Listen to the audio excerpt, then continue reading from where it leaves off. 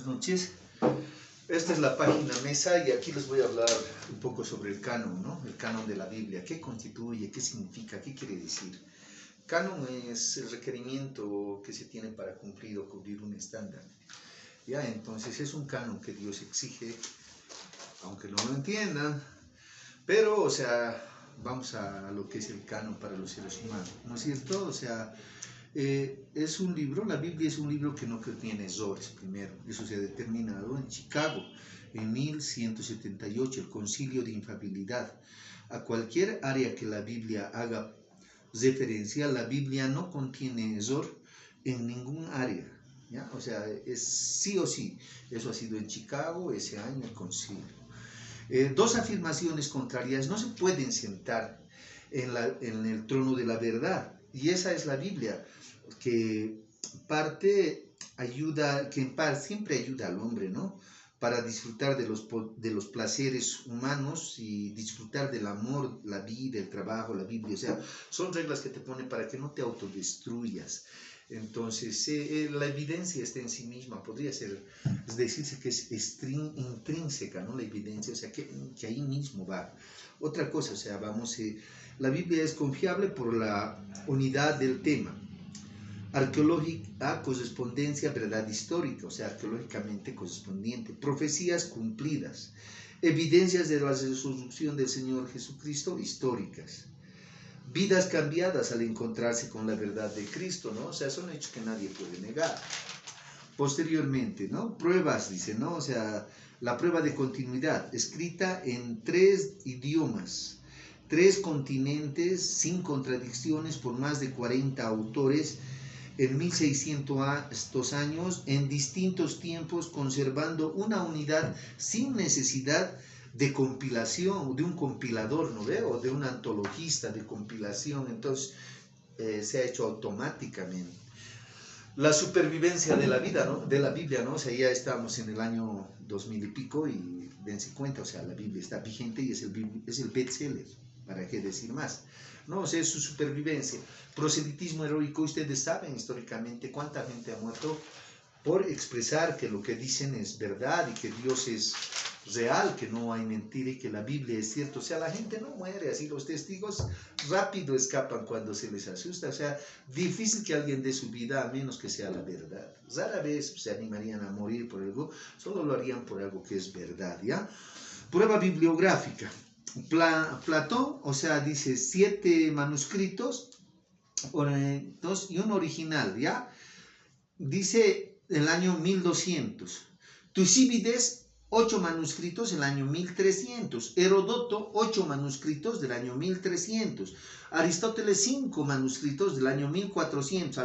Alejandro Magno, de 400 años después, o sea, el manuscrito que tiene, ¿no? O sea, el Nuevo Testamento de su parte tiene 14.000 copias. Los 100 papiros John Zaiden, después de Cristo. 125 Chester Bates, 155 después de Cristo.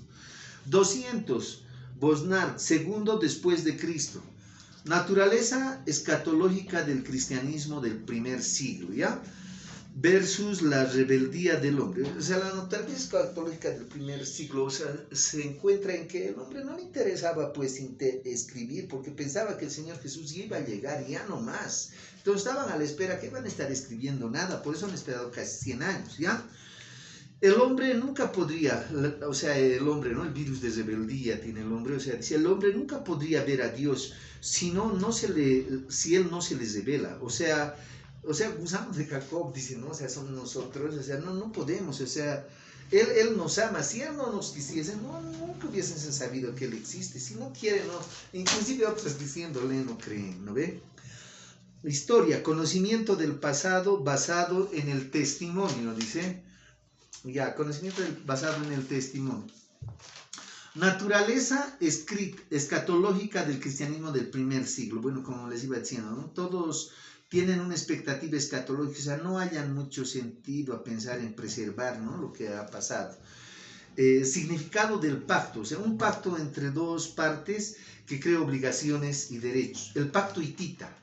¿Qué es un pacto hitita o un pacto de sucedanía? Podía mantener la soberanía, pero era tributaria, esa es la suzerainía, o sea, pagas tus impuestos a otro país, tu parte eres tributario, ¿ya? Ese es un pacto con una nación más poderosa. Estructura, tiene un preámbulo, títulos de grandeza y atributos, un prólogo histórico, la bondad del rey de la suzerainía, el que te está perdonando y no te está eliminando, ¿no?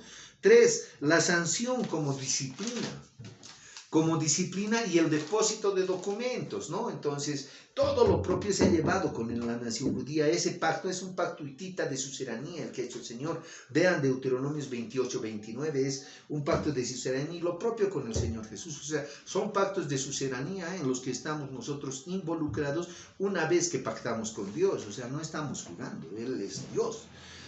Depósito de documentos y depósito de altares, porque siempre tenía que estar su Dios en medio, ¿no? Y periodo de lecturas pública y traslado de los documentos a las reuniones. Hay que hacer notar que este pacto es declamado por los profetas al pueblo y los judíos sabían que viene un nuevo pacto en el libro de Jeremías, o sea, no se puede negar nadie, ¿ya? Dice, o sea, ¿quién es el Señor Jesús? Es el antitipo. ¿Por qué? Porque es la sombra de lo que algo tenía que cumplirse, ¿no es cierto? O sea, el pan, el cordero y el vino. Entonces, por eso Él es el antitipo, el cumplimiento de una sombra, ¿no? Ahora bien, oficio del apóstol. El oficio del apóstol es guardar para las futuras generaciones el mensaje de la redención. Como me envió mi Padre, así yo os envío. Eso es lo que dice el Señor, ¿no? Entonces, ya el canon dice, ¿no? Por ejemplo, vamos siendo aquí, el canon es un estándar, la Biblia Vulgata de 405 incluye cómo agregar el año 1546, dice. El primer canon sale el 250 años antes de Cristo, ¿ya? Es un canon hebreo.